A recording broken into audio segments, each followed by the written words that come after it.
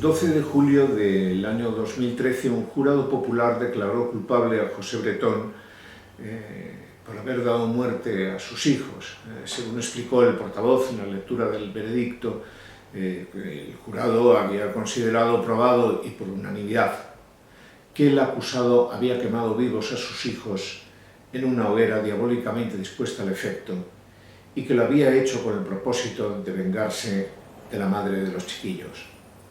La politóloga alemana Hannah Arendt fue la creadora de la expresión la banalidad del mal, es decir, la visión del mal como un acontecimiento normal, incluso insustancial, sin mayor trascendencia, por lo menos para determinadas personas, y yo añado, tal vez para demasiadas personas. Arendt, quien era de origen judío, creó esa expresión, la banalidad del mal, a lo largo de su crónica del juicio y ejecución del criminal de guerra nazi Adolf Eichmann. El juicio había tenido lugar en Jerusalén. Por aquel entonces yo tenía 11 o 12 años y recuerdo cómo mis padres habían seguido todo el proceso a través de la BBC en español. Y recuerdo perfectamente lo impresionados que estaban ante la estremecedora descripción por parte de los testigos de los crímenes de aquel carnicero.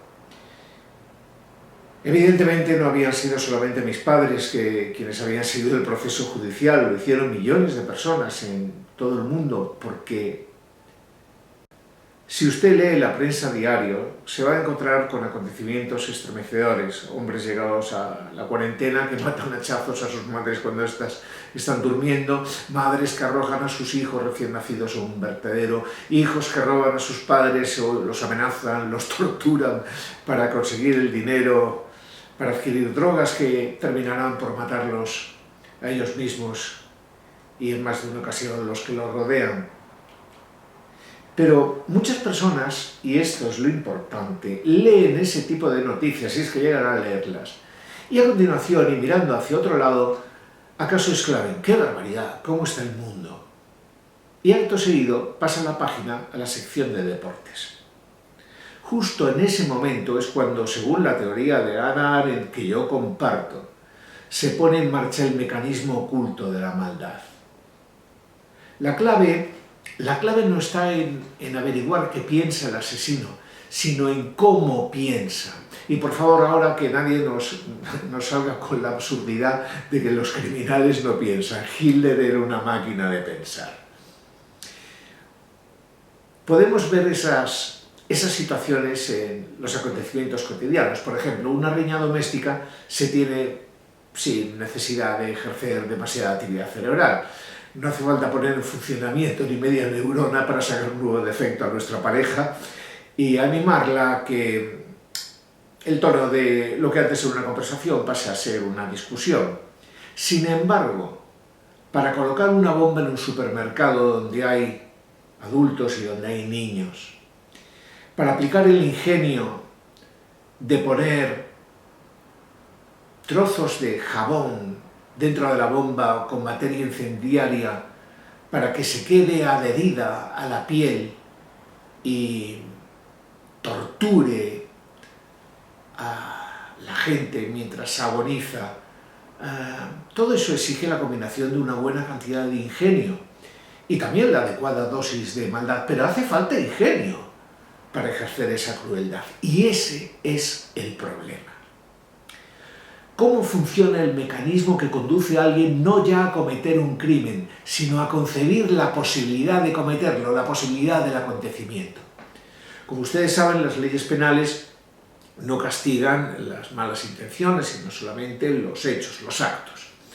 Y por eso el desistimiento en materia penal anula la responsabilidad. Créanme, si la ley castigase determinados pensamientos de personas supuestamente normales, tendríamos que construir tal cantidad de cárceles que nos encontraríamos de nuevo con una burbuja inmobiliaria, y no estoy bromeando. La parte izquierda del cuerpo viene regida por el hemisferio derecho del cerebro. Para resumir, digamos que es la parte intelectual. Hace unos meses ejecutaron en Pekín a Nao Guan, un gángster chino que había asesinado a sangre fría a 15 personas. En la imagen lo vemos cuando ya conoce con certeza cuál va a ser su destino, la pena de muerte. Pero observen su rostro, no es simétrico. Tenemos a la derecha el hemisferio izquierdo de su rostro. Su expresión es determinante, decidida, en plena aceptación de su destino. Pero ahora fíjense en el otro hemisferio. Se muestra triste, reflexivo, amargo. Está revisando el curso de los acontecimientos que lo condujeron a este final tan marcadamente indeseado. La parte izquierda del cuerpo viene regida por el hemisferio derecho del cerebro. Para resumir, digamos que es la parte intelectual, mientras que la parte izquierda obedece a los designios de las emociones. Volvamos ahora al caso de José Bretón. A lo largo del juicio pudimos ver esta expresión inerte en el rostro del acusado, hoy culpable. La mirada desorbitada, los desafíos a la acusación privada, incluso el mismo juez. En ese momento estaba inequívocamente convencido de que su proceder era, digamos, inteligente.